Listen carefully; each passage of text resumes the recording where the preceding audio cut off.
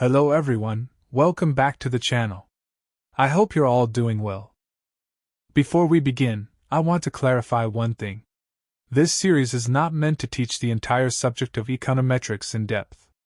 There are already many great platforms doing that.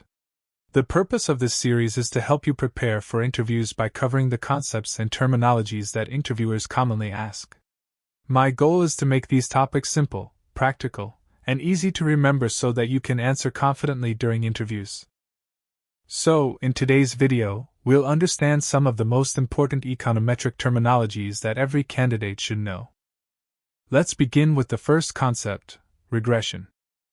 Regression is one of the most widely used techniques in statistics, econometrics, and data analytics.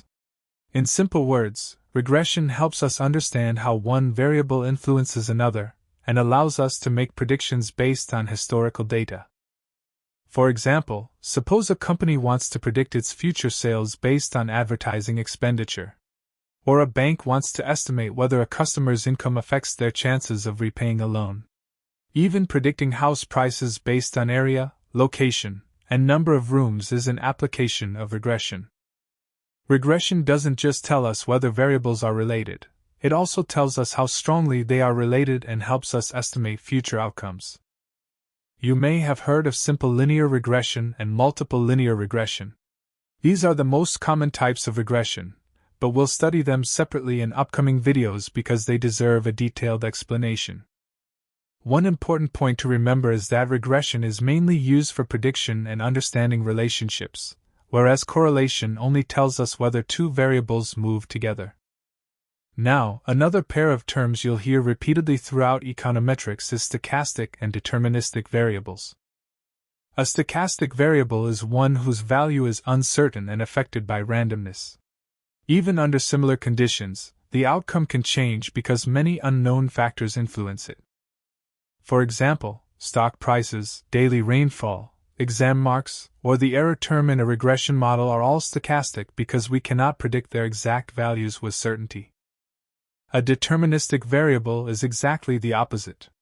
Its value is completely determined by a fixed rule or mathematical formula. For example, if a car travels at 60 km per hour for 2 hours, the distance will always be 120 km. Similarly, calculating the area of a circle or GST at a fixed percentage gives a predictable result every single time. An easy way to remember this is, stochastic means uncertainty, while deterministic means certainty. Understanding this difference is important because most real-world data contains uncertainty, which is why econometric models usually include stochastic components. Now let's understand the different types of data used in econometrics. This is another favorite interview question because the choice of data determines which model you should use. The first type is time series data. Here, we observe the same entity over different periods of time. For example, India's GDP over the last 10 years, monthly sales of a company, or daily stock prices. Time series data is mainly used to identify trends, seasonality, growth patterns, and to forecast future values. The second type is cross-sectional data. Here, we collect data from many different entities at a single point in time. Cross-sectional data is useful whenever we want to compare different people, companies, states, or countries at the same point in time. The third type is panel data. Panel data combines both time series and cross-sectional data. It tracks multiple entities over multiple time periods. For example, recording the annual sales of 50 companies from 2020 to 2024. Panel data is widely used because it allows us to study differences between entities as well as changes over time. It usually provides richer information and leads to more reliable analysis. The last type is pooled data. Pooled data combines observations from different years or different entities without preserving the time or entity structure. It is mainly used for simple analysis where those differences are not important. However, in most practical applications, panel data is generally preferred because it preserves more useful information. A simple trick for interviews is this. Time series means one entity over many time periods. Cross-sectional means many entities at one point in time. Panel means many entities across many time periods. Pooled means combining observations without considering their structure. Finally, let's understand another important interview topic: the different types of measurement scales. The first is the nominal scale. Nominal data is simply used for naming or categorizing things. There is no ranking involved. Examples include gender, blood group, department names, countries, or product categories. These scales are commonly used in surveys and classification problems. The second is the ordinal scale. Here, the categories have a meaningful order, but the difference between them cannot be measured. Examples include customer satisfaction levels, education qualifications, class rankings, or employee performance ratings. Ordinal scales are frequently used in questionnaires and feedback forms.